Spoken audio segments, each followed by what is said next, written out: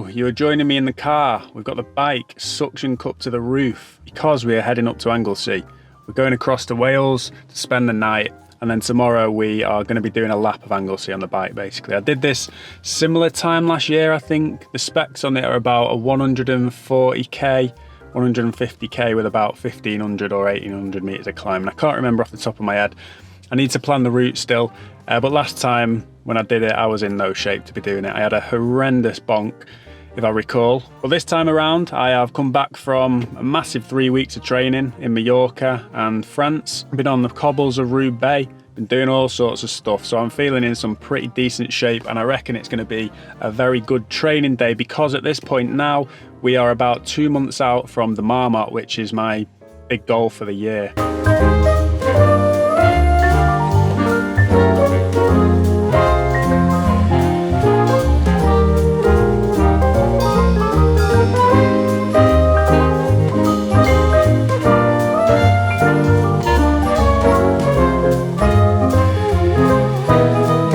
Good stuff, that little katsu curry en route. We're making good ground, not too far at all now. I mean, it's only a 2-hour drive. I just like the idea of stopping at the services whenever I'm doing a little road trip, regardless of how short it is. It makes me feel a certain way, you know.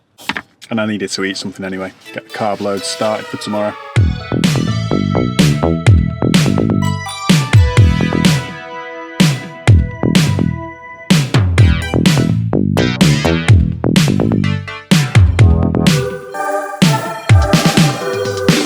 Right, arrived at the gaff. The bike miraculously made it here in one piece because the car's got like the see-through roof thing. I could just see it shaking about a little bit, but I think it's meant to do that.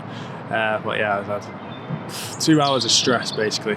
Ain't worth it. Looks good, but stresses you out. But yeah, it's made it in one piece, so the ride is on for tomorrow. I thought what I could do is actually go through the setup of the bike and then the accompanying gear, like the tech and that I'm using alongside it, like the cycling computer, power pedals, couple of lights and that, because I am working with Garmin, and I thought it'd be cool to show you the setup that I've got, because at this point it's pretty dialed in and it makes cycling a lot better. It enhances my experience on the bike, which is all you can ask for with the tech. So yeah, let's get it down off the roof and I can relax for a second and I'll show you what we're working with.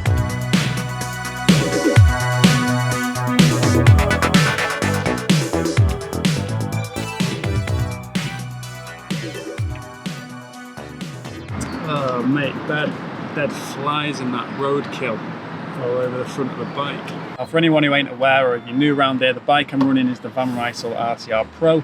Been riding this thing for nearly 12 months now. It's an absolute demon of a bike. It served me so well. I love it to pieces.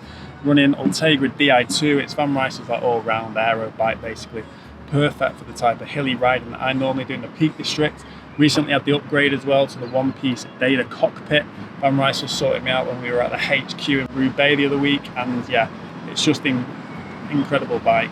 Now, in terms of the Garmin tech that accompanies me on pretty much every ride I do, there's 4 staple products that I live by at this point that I've been using since day dot of working with Garmin last year, and they are Garmin HRM Pro Plus. That's the chest strap, keeps accurate tabs on your heart rate, something I always monitor. I find it quite interesting to see. I'm running the Garmin Rally RS 200 power pedals. These are the power pedals that have the power meter in each pedal.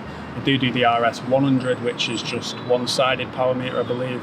Obviously the double setup is going to give you more accurate power data. Not that I track it so much, it's just interesting to see how the power changes in that over time the more I'm riding. On the seat post there, I've got the Varia radar. Now this is a pretty techy bit of safety kit more so than anything.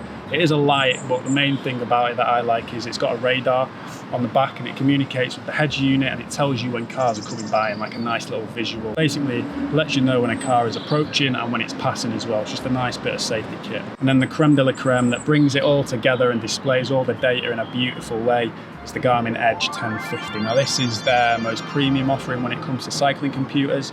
It does everything, literally everything you could ever need a cycling computer to do. And I have spent months optimizing my little setup with the data screens and that I'll show you through in a bit, but I've reached the point now where it's perfect. And obviously with it being the most premium offering that they've got, the visuals are beautiful, the screen's massive, pretty much rivals a phone screen in terms of display. And yeah, them 4 products are pretty much my non-negotiables. I'll be running them 99% of the time. The only thing that changes occasionally if I'm racing, for example, on closed roads, don't need to run the Varia radar there. But the new product in a similar vein, it's another techie safety product. It's the Garmin Varia View. Now this is a brand new like headlight dash cam type product. So basically how this one works is you mount it underneath the bike computer, and it is a light and also a dash cam. Records up to 4K, so it's a safety thing, just to give you peace of mind in case any nerds are pulling out and you're not on the road. Obviously, whilst we're talking about it, I have to note that a lot of these products are luxury products, just there to enhance your experience. You don't have to have safety stuff like the Varia View or the Varia radar.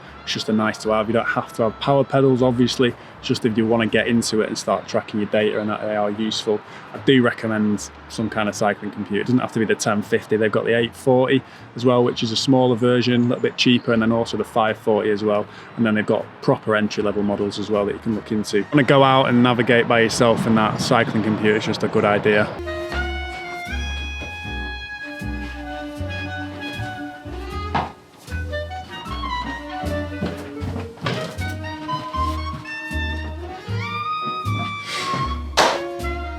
Nice little gaff. Yeah, I ain't mad at this setup at all. Pretty decent actually. I think we'll do a little bit of like MTV crib style tour in a second, and I'll show you through the fueling that I'm going to be doing for tomorrow as well, because it's going to be the biggest ride I've done in ages actually. Like I haven't touched 140Ks in a while. Did a couple of big rides in Mallorca, but ain't any of them as big as this one, so I'm going to be taking bear food with me.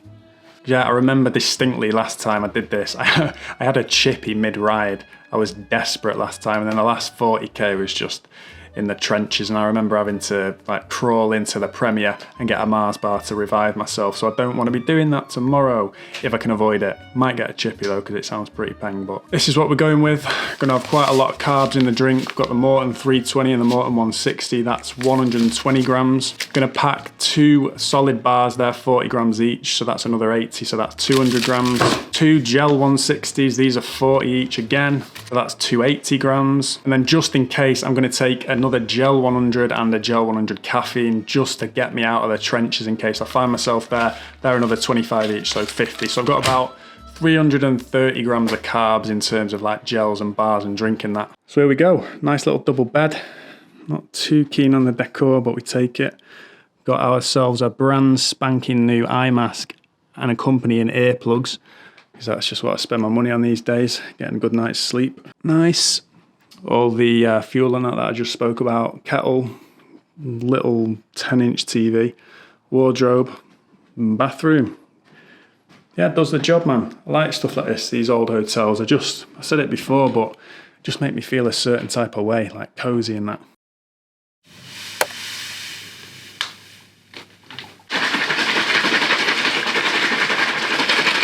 Good morning. Weather's actually looking pretty clutch today. We're looking like 13, 14 degrees, cloudy with bouts of sun, a little bit of wind either way, so I'm going to have a headwind and a tailwind throughout the day. Drink mix and that is all sorted. Just need to check out, pack all my shit away and can get on the road.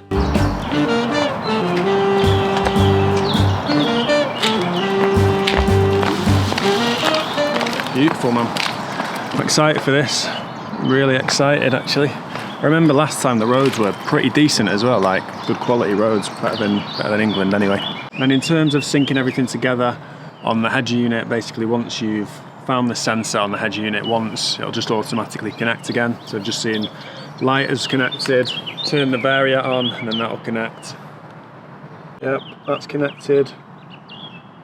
See there, the Varia View is already recording. It's just got a little symbol in the top right, so I know. And then the radar is also in the top right, so you can see that. Give the power pedals a spin to wake them up, and then they'll automatically connect as well, and then you're pretty much sorted. Calibrate the power pedals. Yeah, pretty seamless process. We're firing on all cylinders, so let's hit the road.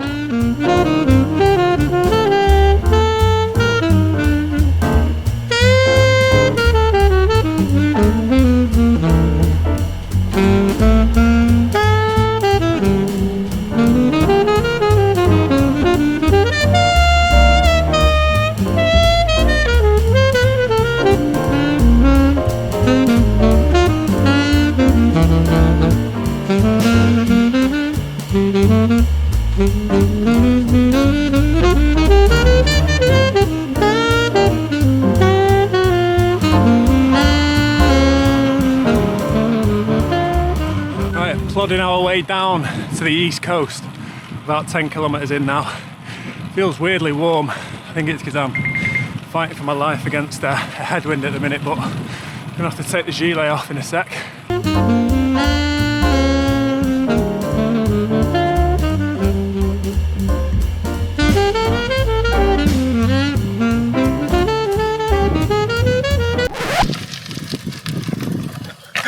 Oh, it's gonna be a long day. I remember this hill from last time. Did pretty much the exact same route. So I'll be able to compare the data from this time last year and what I do today. So interesting to see. Hopefully the numbers are better. If not, I'll retire and go back to running, I reckon. Oh, I'm done.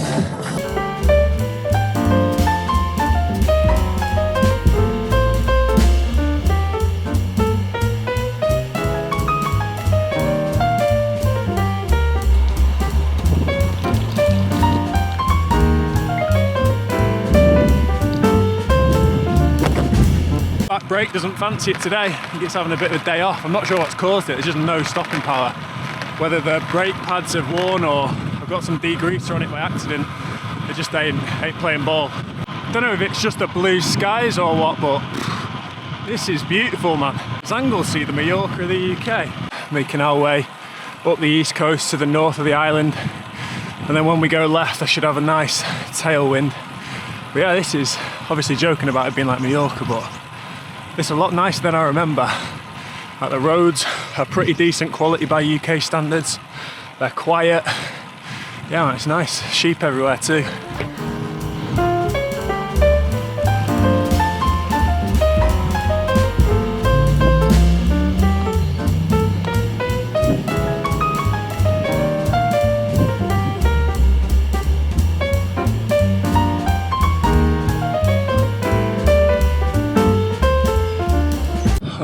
Nearly 2 hours in now. We're going pretty well actually, averaging about 28 kilometers an hour, 1 hour 49 on the clock. We're getting up to the top of the island now, so we are going to go across to the west side, and hopefully I've got a tailwind all the way there, because this is the stretch of road. And the last time I did it there, it just cracked me because I had a nasty ass headwind and my legs were gone as well at that point. But yeah, feeling good today. I think we'll do another like 20k, get to the halfway point, and then I'll stop for a brew and maybe some food and that.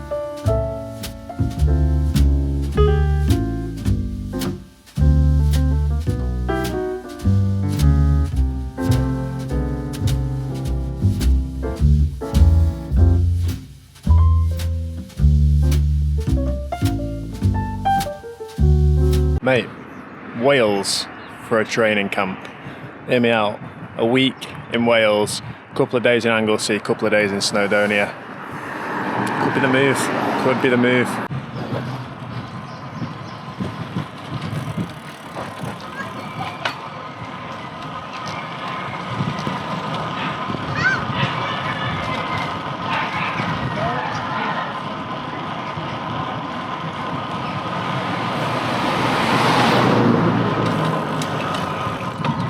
The way the Varia radar works is basically you see a car coming behind me on the road, the radar will identify that and it'll tell me on the head unit.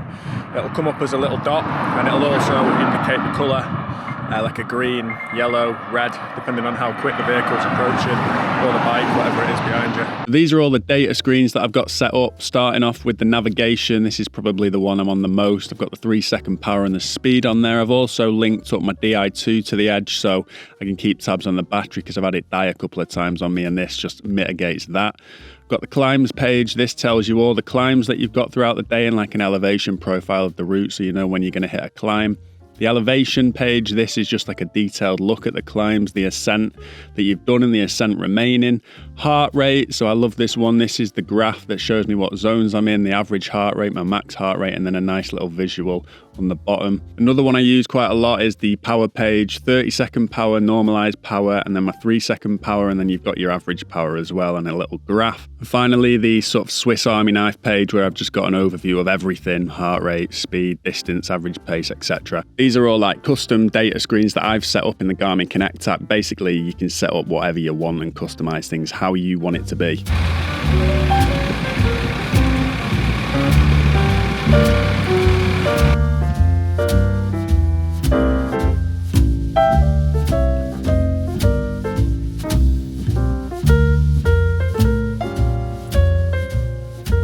Over halfway in now, just over 75k. Ticking along nicely, legs are feeling good. Weather's still blessing us with the blue skies and the sun. And I've just seen the first cyclist of the day. I haven't seen anyone else on a bike until now. Is Anglesey a hidden gem? Or is it just 1 PM on a random Wednesday and everyone's in work? Tough one to gauge. You can also see the planes in the distance. We're going to be going past, is it a military base or RAF training base or something? I remember last time there's loads of planes in the sky. Making our way over to Holyhead now though in the meantime. Yeah, let's get there.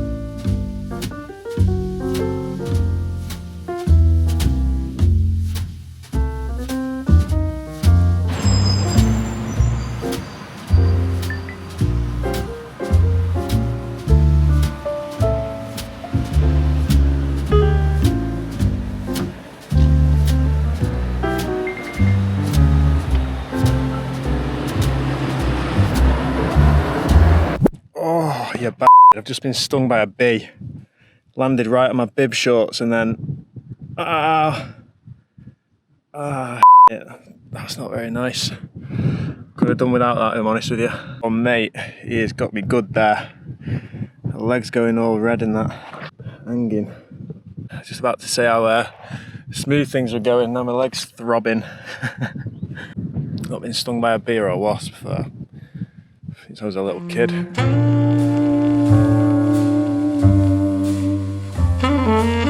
First climb of the day coming up. It's not too bad, it's just pretty steep. And then we get to South Stack Lighthouse where they've got a little cafe that I'm going to grab a brew at. We can go and see the lighthouse as well once I'm here because it's pretty nice. I used to come with my camera back in the day and try and take nice pictures and that of it.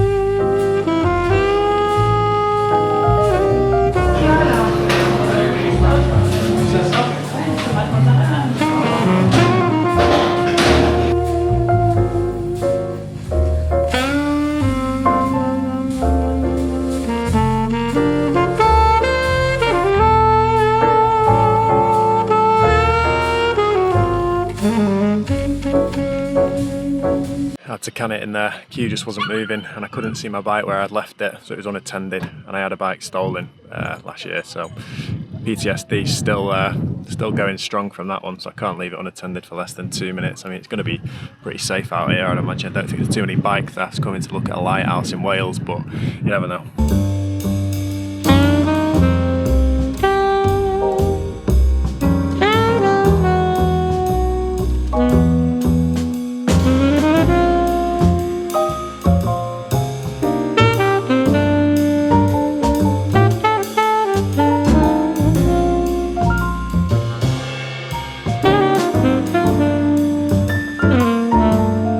Got my nutrition alerts set for every 40 minutes or every 45 minutes and it just pinged as I went past the chippy, about 3 hours in now. I've got yeah, this is going to kill my average speed a little. I need to go find somewhere to eat this chippy now.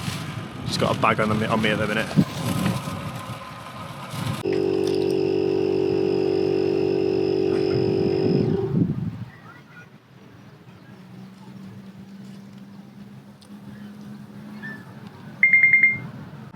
Oh mate, this is prime cyclismo. Do you know what I'm saying?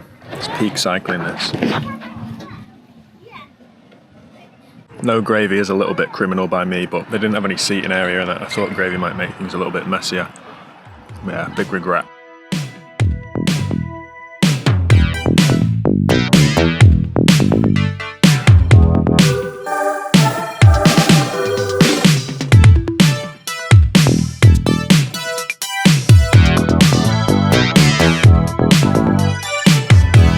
115 in now, right into the thick of it.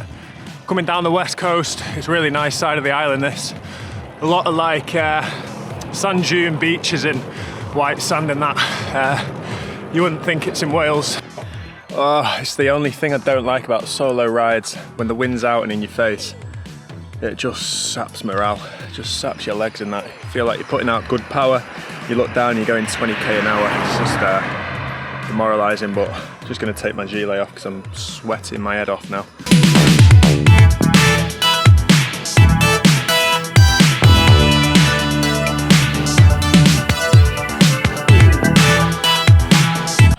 Not too far. Generally I'm feeling pretty good, which is a positive thing. Got Loch Nessy tap on the weekend, so I don't want to bury myself today. Got a couple of days of rest after this, and then heading up to Scotland on Friday. 100k, 1,000 metres of climbing. Should be a real good day out, that, hopefully, if the Scottish weather comes through. Oh, final climb of the day. Let's get it done.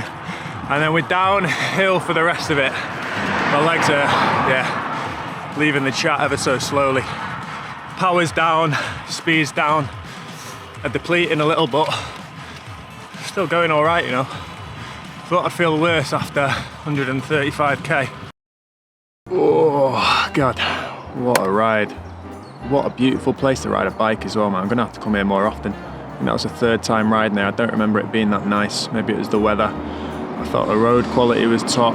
Nice rolling course as well, that lap. Not too many like big climbs, but enough elevation to feel it in the legs and that. Anyway, I've got the bike set up now, ready to get back. Got to drive home, 2 hours, hopefully the traffic ain't too bad. In terms of the specs, we did 142 kilometers, 1,500 meters of climbing in just under 5 hours, so 28.8 kilometers average speed, which I'm pretty gassed with. Average power 188, so big day, big day. Garmin has me gonna have to recover for a couple of days after that, I reckon. That was third longest ride I've ever done, so yeah. Guess now we just have to rest up, have a few easy days of cycling, and then head up to Loch Ness for the etap, which again, yeah, I think it's going to be a pretty good day. That if I can hold 28k an hour average speed by myself for 142k, I reckon I can do a bit of damage in that Loch Ness etap.